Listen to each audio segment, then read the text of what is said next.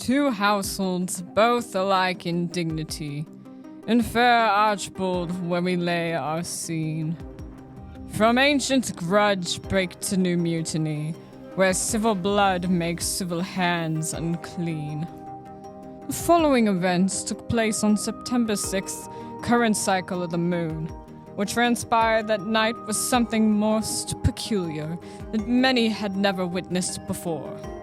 To match these sentiments are David Dominic, Something like that I've never seen as a head coach.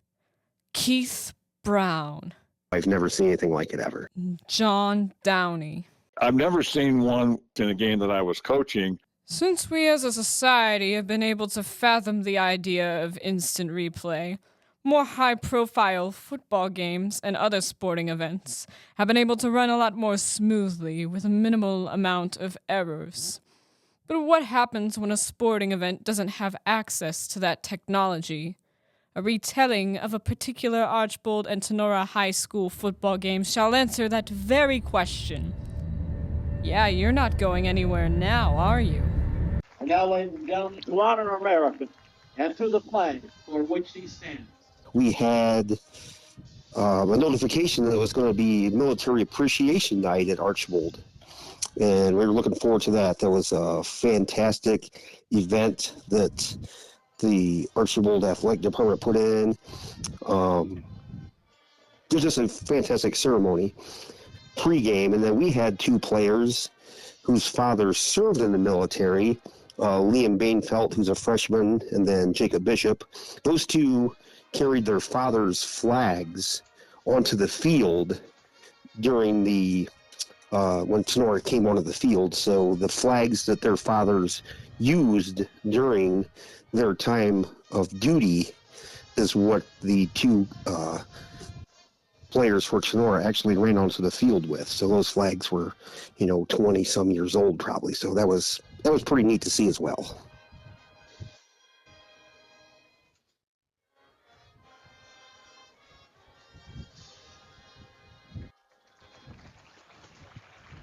I thought it was going to be a very close game. Archbold had not played particularly well in the first couple of ball games, so they did have one win. And so they didn't play well the week before. So, and Tenora hadn't played well, but they played some really good opponents in the first 2 weeks. So I thought it was going to be a very competitive matchup. As a team, we were coming into the game 0-2. We're struggling on offense. Our defense was playing all right. Now the game has commenced. Both teams struggled to move the ball initially. I think Archbold actually kicked a field goal in the first quarter, so I think they're up 3-0 as we went into the second quarter. Second quarter, we finally saw a glimpse of the Tenora offense that we had in 2023, the previous season. We put up 14 points. We look really good on offense. Our defense is playing great. So into the half, we had a 14-3 lead on Archbold, and things were looking pretty good for us on the Tenora side of the ball. Archbold was actually driving at the end of the third quarter. Archbold had scored early, and then Tenora came back and had the lead, and they were playing really well. Either team scored. I think we just traded field position. I think each team had 2 or 3 possessions, and we just played punt back and forth. Once we switched in and started the fourth quarter, I think they had the ball inside Tenora's 10-yard line, and I think Archbold scored in the first minute of the fourth quarter, and that cut the lead to 14-9 because I think they missed the extra point. So Tenora had a 14-9 lead early in the fourth quarter. We traded punts, and Tenora needed to stop late in the game as Archbold mounted a drive, as Tenora was still leading 14-9 at this point. So Archbold got the ball back, I'm going to say with about 5 or 6 minutes, and they proceeded to drive the field, and they scored with probably about 2 minutes left on the clock. Kurt Kruger hit Krieger, I think, with a long touchdown pass. It was probably 30 yards, 35 yards, if I remember. So extra point was no good by Archibald, and they went up 15-14 with about 2 minutes left on the fourth quarter clock. Archibald has the Rams beat by 1 point, and for the remainder of the game, the team tries to make a last-minute comeback. Archibald again, much like they did in the first week, had a big comeback to take the lead in the fourth quarter and scored late to take the lead. And then Tenor got the ball back. And be quite honest, there was Archibald had gotten a sack and a penalty. And so Tenor was really in I think a third and long situation. And they threw a pass. And this, most people don't talk about this, but the receiver caught the ball, but he caught it out of bounds, and it should have been an incomplete pass, but the official ruled it in, and that gave him a first down. And then I think they had an incomplete. The quarterback scrambled a little bit, but then I think with Tenor did have a lot. I think they had all 3 timeouts, 2 for sure, and they were able to run a quick screen on their next to last play and got it down into field goal territory. 3rd and 15, past the Bishop, catches it to 45, 40, 35, 30, tackle to 28 with 5 seconds to go. Rams are going to have a field goal attempt from Jacob Bishop from about 47 yards away. At the time, I thought it was a little long for a field goal. I thought they might go for a Hail Mary, but sure enough, they came and lined up. And I did know they had a really good kicker. Bishop, we saw pregame several weeks ago, kicking it from 50-plus at Liberty Center. With 4 seconds left in the game, Jacob Bishop has all eyes on him as he prepares to make a field goal. He's in position, and the audience waits with bated breath. Stars and Stripes, hosted by a nearby flagpole to mark the occasion of Military Appreciation Night, remained motionless, as if the banner itself was anticipating the kick. Look at that flag. Right now, it is dead. There has not been a limp flag the entire night here at Archibald High School until right now. Then Coach Dominic calls a timeout. Boy, that's going to be a big kick. I don't know. We'll see. In a few seconds, we're back, effervescent as ever. It was going to be quite the show. 48-yard attempt. Graziani on the hold. Bishop on the kick. Crowd's going nuts here. Coach Dominic calls another timeout.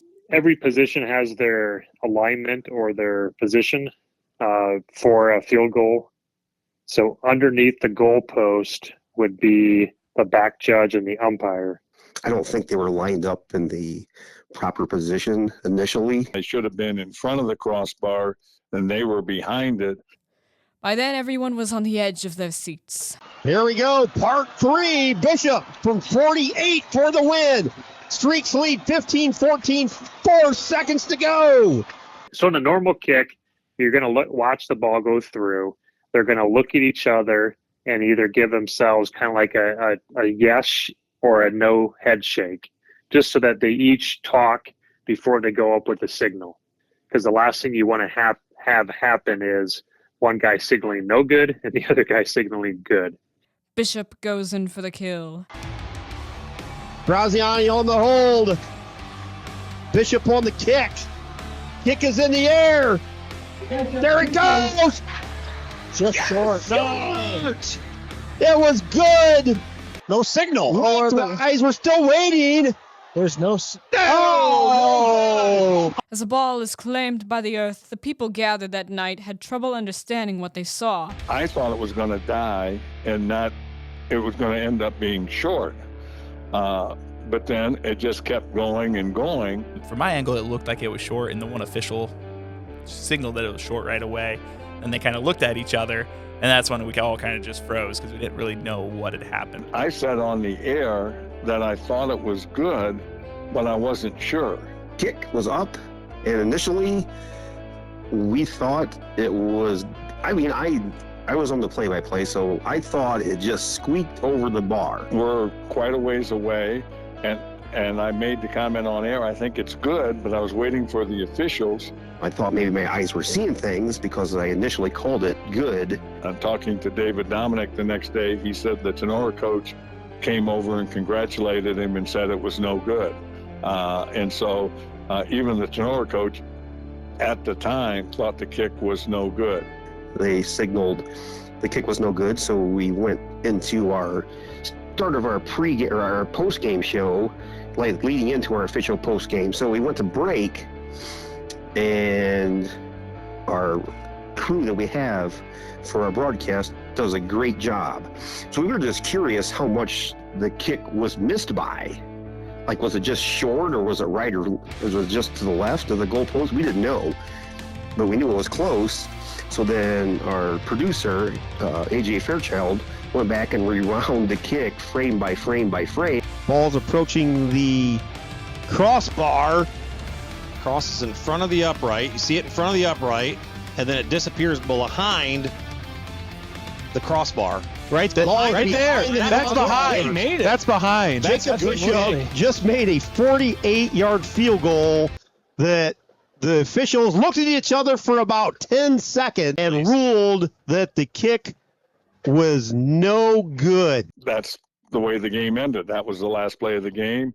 Both teams shook hands, and it was all over. But it was certainly a very controversial end to the game. When the officials leave the visual confines of the field, that's it. The ruling is done and over. Well, obviously for our guys, we were excited. That was a big win for us after a big loss the week before. So bouncing back was critical for our young team. And then for them, I think it's a two-way street, because if you watch what they did, they won 7 games in a row from then. So sometimes teams use it as motivation. And I think it definitely, you could see they were very fired up the next 7 games, and they won out. Both teams just kind of took it as Archibald, hey, they missed the kick. This is a heck of a win by us. You know, a great come-behind victory by Coach Dominic and the Blue Streaks. And then for us, we're like, oh, my goodness gracious, we're so close, but yet so far. Now we're 0-3 on the season for the first time in, I think, 15 or 16 years. Every school, every team, every coach has those situations where a call goes against them, and then after the fact, you can prove that it wasn't a very good call. And that's just part of the game. The officials are humans as well. They make mistakes. It happens all the time. They were in a tough spot for a last-second play, so I don't fault that. And I just want to say that Archibald, Coach Dominic, and the athletic director, Ellen Gladio, I mean, they did a fantastic job in handling that whole situation. Both programs did, the kids, the coaching staff. I mean, obviously it was frustrating for Coach Becker and Sonora once they found out, hey, that, we actually won the game, but we didn't win. But as far as Archibald and Sonora, I think both communities handled that the best they could. You didn't hear one team say, hey, we got lucky, or hey, we got robbed. It was more the outside noise of people that weren't at the game. They just saw the video on YouTube, and they started putting their 2 cents in. But as far as both teams and both communities, I thought that they handled it extremely well. After you finish this video, think long and hard about what you would have done in a situation like this, or if something like this has ever happened to you or someone you know. What did they do about it? What could they have done differently? Before I bring this to a close, I'd like to thank a couple of people that helped make this happen. First off, we have my instructor, Ryan Throne, who provided me with all of the equipment necessary to conduct these interviews and the software that I needed for this. He also took the time out of his day to conduct an interview with Mr. Derek Kruger, who you heard, discussing the way the refs conduct themselves during games and such. Then we have John Downey, provided me with an interview. Keith Brown, play-by-play for the Tenora Rams. And then the head football coach for Archibald, David Dominic. I'd also like to thank Tenora Rams Live, because I use audio from a YouTube channel from the night of the game. And then finally, Mr. Alexander Nakarada, who I used his cover of In the Hall of the Mountain King as an instrumental. This is Rosemary Dennis signing off. Subscribe!